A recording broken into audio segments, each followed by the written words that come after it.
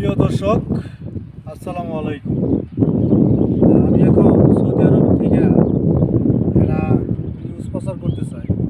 সেটা হলো সৌদি আরব যারা আসবেন, তাই না, তাদের উদ্দেশ্যে আমার বলা কোনটা, যে একটু ভাইবা চিন্তা পরে দালালের পিছে ঘুরবেন। কারণ হলো সৌদি আরবে যারা সমস্ত প্রত্যেকটা অফিস এজেন্সি অফিসে টাকা শহরে গেলে ভিসার কথা জিগাইলে কই সৌদি আরবের ভিসা আছে।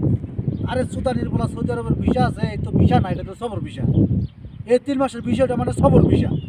এই সবর ভিসা পাঠানোর উদ্দেশ্য হলো যে 3 মাসে সৌদি আরব থাকার পরে পরে যখন মনে করেন যে ও যদি গেলে কোনো কোম্পানিতে টানা ধরতে পারে উড়বো, তাহলে চলে যেতে হইব। কারণ এটা ভালো করে জানে। আর এই ভিসাটায় সমস্ত অফিস খরচ এবং টিকিট, বিমানের টিকিট সহ খরচ হইলো কত জানেন? এই ভিসাটায় খরচ হইলো মাত্র 2,10,000 টাকা। ভিসা, অফিস খরচ, ট্রাভেলসের খরচ সব কিছু মিলিয়া বিমানের টিকিট 2,10,000। অথচ ওই খানকির বলার নেয় 4 লাখ টাকা। 4 লাখ টাকা নিয়ে ওই নদীর বলাই করে কি, ওই 4 লাখ টাকা নিয়ে ওই নদীর বলাই মনে করেন যে বড় বড় রুই কাতলা খায়, বড় বড় রুই কাতলা খায়, বড় বড় মনে করেন যে মাছ নিয়ে, বড় বড় মাংস নিয়ে, বউ নিয়ে সুন্দর করে খায়। ওই নদীর বলার উদ্দেশ্যে বলতে চাই যে খানকির পোলা তোরা তো মনে করেন যে জব করবোই, তোর লাশটা পর্যন্ত টুকরো টুকরো করে হালাবো যদি গেলে এই মনে পোলা ইমান সৌদি আরব হইতেছে।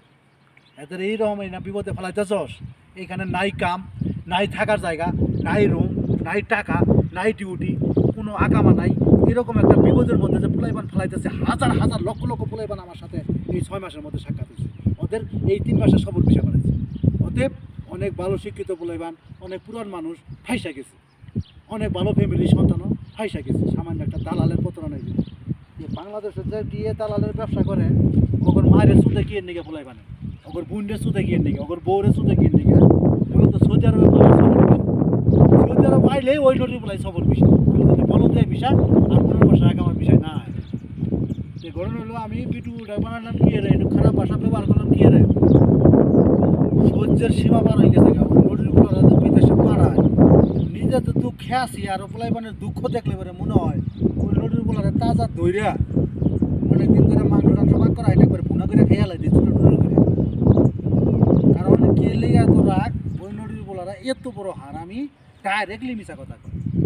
তাই ওই নদীর বলা দালালে করে মায়ের চুদি, ওর গোষ্ঠীর চুদি, ওরে ঠাওয়াই, চাইতে পারলে ওটা টুকরা টুকরা করবো। ওর ভাগ্যটা বালা, শালার শেখ হাসিনা পলানের আগে আমার বইটা জমা দিয়েছিলাম, তো আমি বিদেশে বিদেশ আইয়া পরে বইটা জমা দিয়ে একটা মেডিকেল হয়েছি, পরে শেখ হাসিনা পলায়।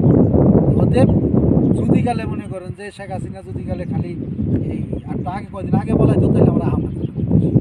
ঠিক আছে, আইসা করছি এখন মনে করেন সৌদি আরবের যে পরিস্থিতি দেখলাম, ওই দালালের গোষ্ঠী চুদমো আমি একবার বাড়িতে গেলে।